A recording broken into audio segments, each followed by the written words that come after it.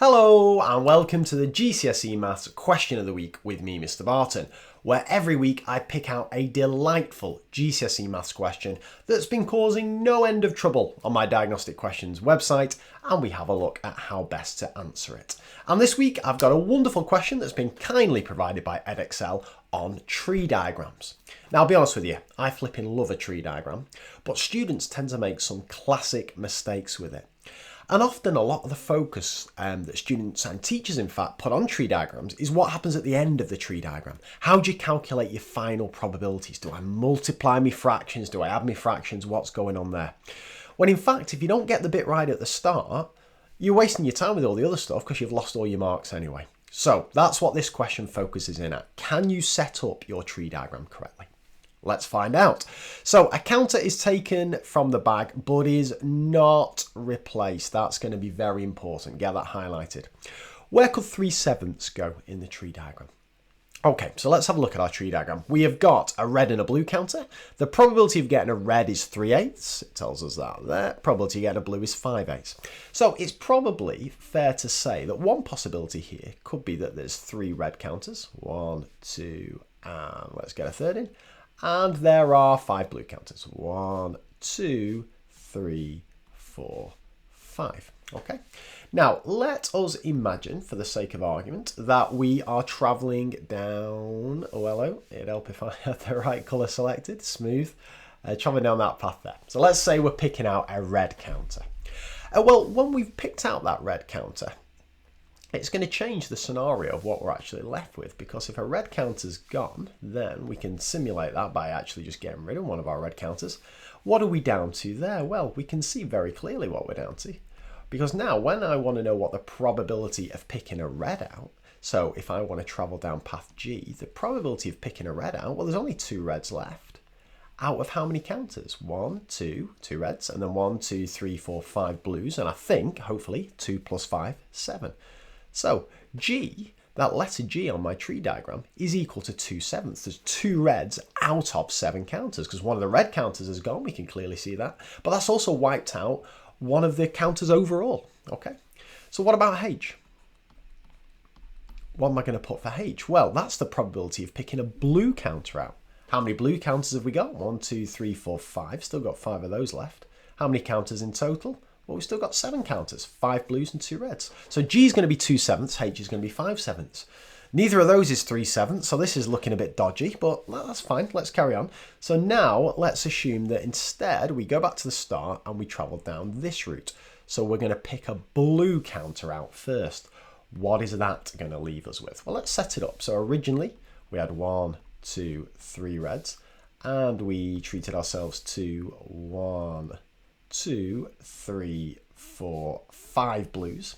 Well, what's going to happen now is we're going to pick out a blue counter because we've travelled down that route. So a bluey, you've gone there, mate.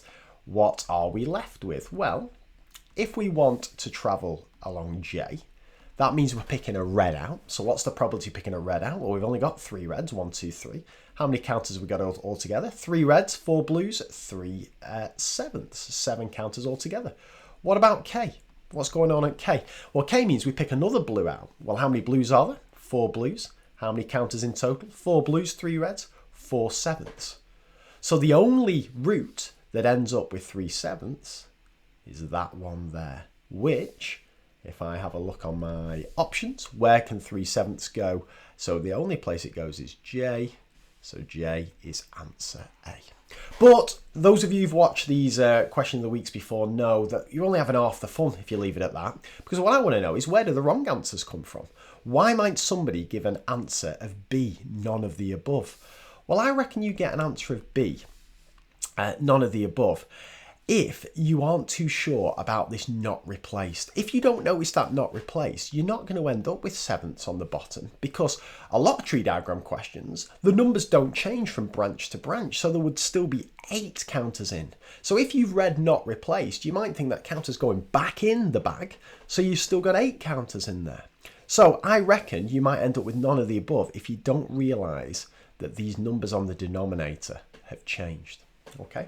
What about C? Why might you think it ends up in G? Why might you think G is 3/7 instead of 2/7? Well, I reckon this is comes because you mess up your numerator. You remember that you've got to, there's one fewer counter in there. You remember that you're down to 7 counters. That's looking good. But you forget you've taken a red counter. So instead of there being 2 red counters, because one of them's missing, you forget, you bang it back in the box and you end up with 3. So you end up with 3 7s. What about D, G and J? Well, this comes again if you by mistake think G is the correct answer. If you think G is 2 7s, then you're going to conclude that G and J have the same answer. But of course, G and J are different because you've already picked a red out to end up at G.